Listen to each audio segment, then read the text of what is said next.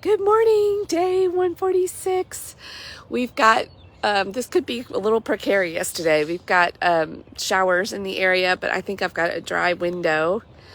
And we've even got the sun trying to peek out from some clouds. It's beautiful, lush morning in Kentucky. We're on the cusp of, we're in like the mid-60s. Hey, good morning. We're in the mid-60s right now. And so it's like, should I wear a jacket? Should I not? Martha, you're down there in Florida. I'm about to be down there. Maybe we can get together. I know Avery would love to see you.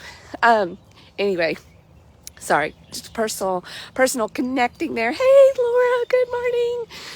I probably should start doing this at a really consistent time, right? And put a time so y'all know when to tune in, if you even want to. So I appreciate those of you that do.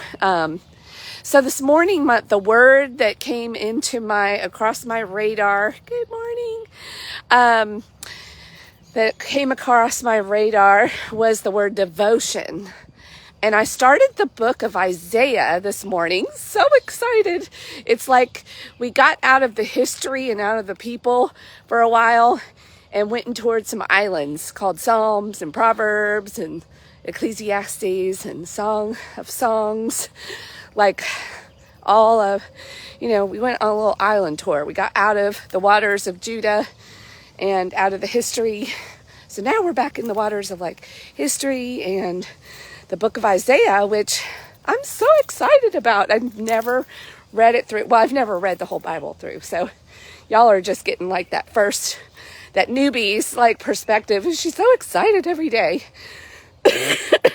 But, it's really interesting what we talked about yesterday with the Song of Songs and, of course, what's happening in our nation right now, like in real time, and the awful tragedy in Texas, and the intimacy and the love that is represented in Song of Songs, and that you have to choose love, because when love isn't chosen and it's out of control and it's that fiery, just only passion, it can easily turn to jealousy, hatred, anger. And I can't help but think of the young man that made those awful choices that he did the other day from a place of probably wanting desperately to be loved and not knowing how to get it, and probably being so angry and hurt and confused.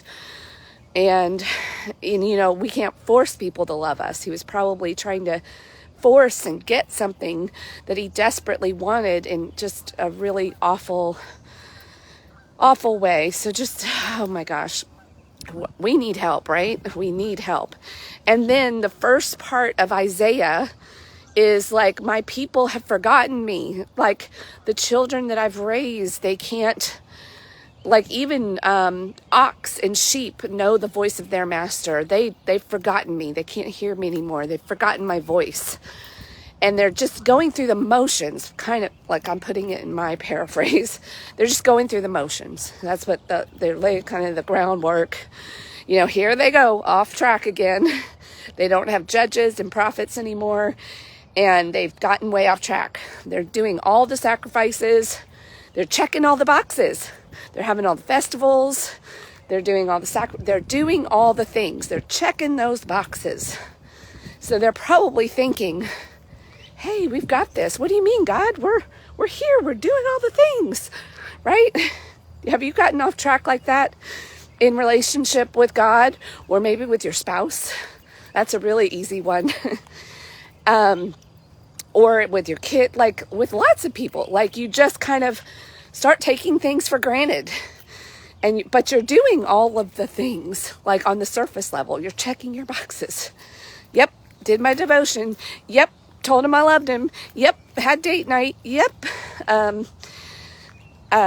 whatever it is with your kids, like you're kind of on, but your heart's not in it, right? It's maybe you scattered yourself a little too thin. Have you done that? Is it just me? I don't think it's just me.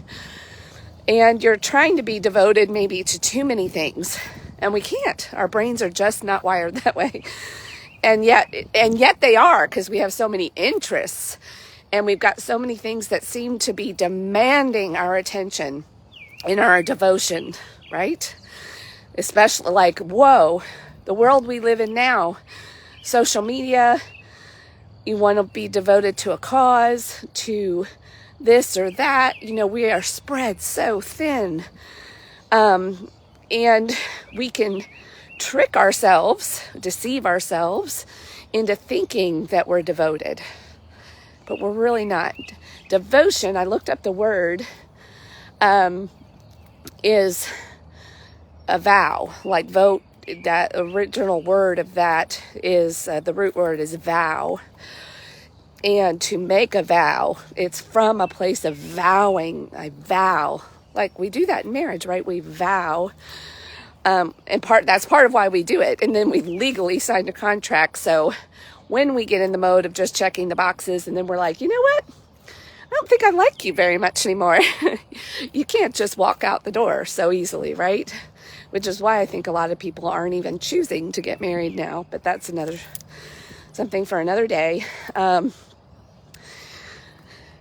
And this isn't about marriage. It's about your heart in devotion. That's what, when you really are devoted to something, and you have to remember why. In order for it to mean something and your heart be in it, you have to stop or pause or be in slow motion enough that you're like, oh, you're remembering why you're doing something, right?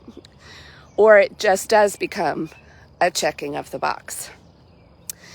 Like I could have, and this is not to toot my own horn. This is because I'm doing this, so I kind of get it. I could have easily just said, I'm going to read the Bible this year. But I didn't do that. I devoted myself to you, to me, to like verbally process it, to ponder it, to think, and connect it to even my new vocation of coaching, and to see like all the things that I've learned academically, like they really come from the Bible. Like nothing's new. Like every day there's a new coaching concept in there. Not a new one, but a reaffirming of what we learn in the world of psychology and coaching. It's there in the Bible, right? And to really take the time to do all of this, it's an act of devotion. Now, just so you know, full transparency here, like my husband and I got off track a little bit this past week, because it's hard when I don't feel good. I'm a little crabby. Also, things just aren't getting done around the house the way they normally are, and it's easy to really get your feathers ruffled with each other.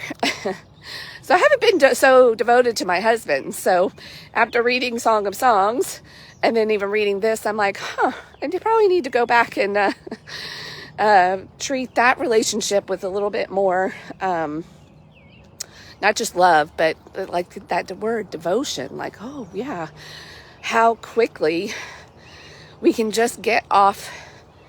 I don't know if I want to say off track, because the things that we're checking the boxes off of aren't bad things, right? They're good things.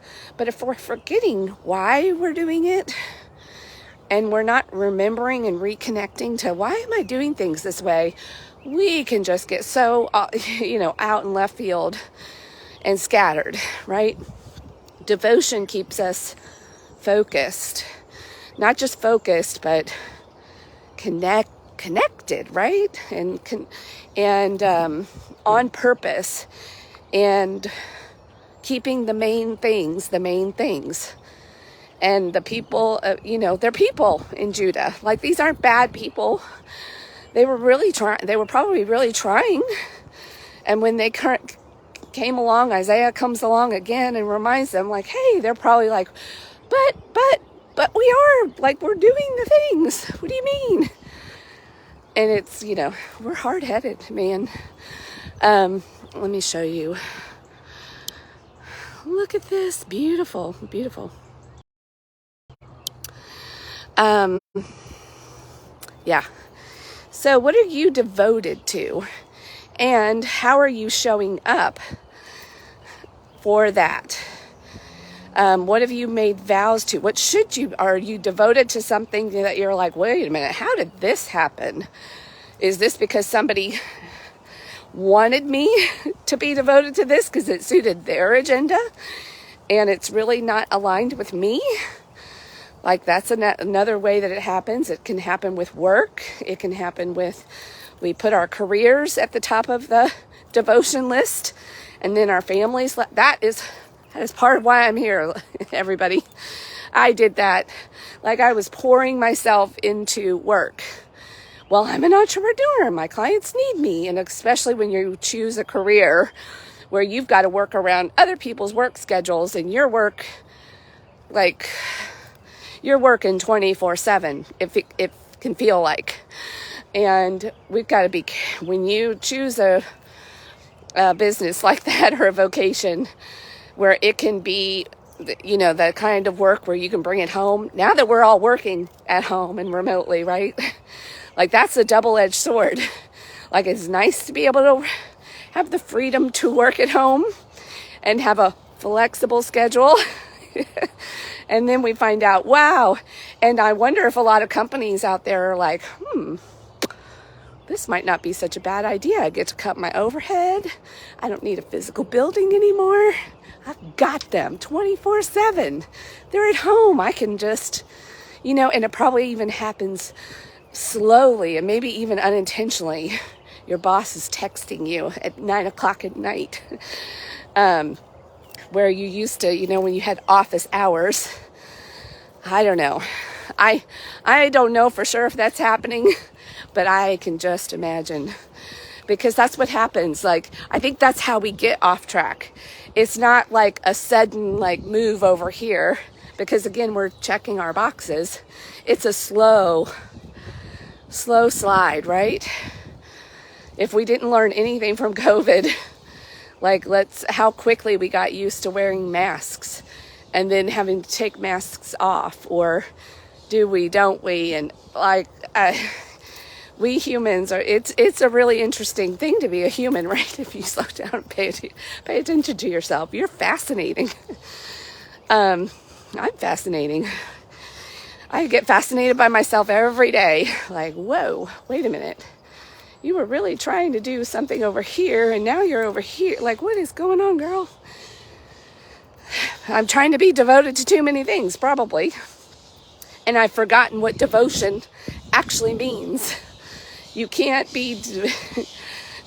being devoted to too many things leaves you divided, scattered, which we've talked a lot about. And then things do turn into checking boxes, because you've got to get it all done. I don't know. So that is sort of where I think we're starting back off with the people of Judah. They've gotten off track again. They've gotten back to their hearts too caught up probably in their daily lives. And they've allowed their devotion of God to just be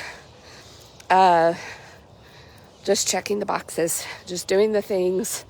And they've forgotten why they're doing it, and letting that be woven in the fabric of their life, rather than just relegated to just certain times of the day or certain practices.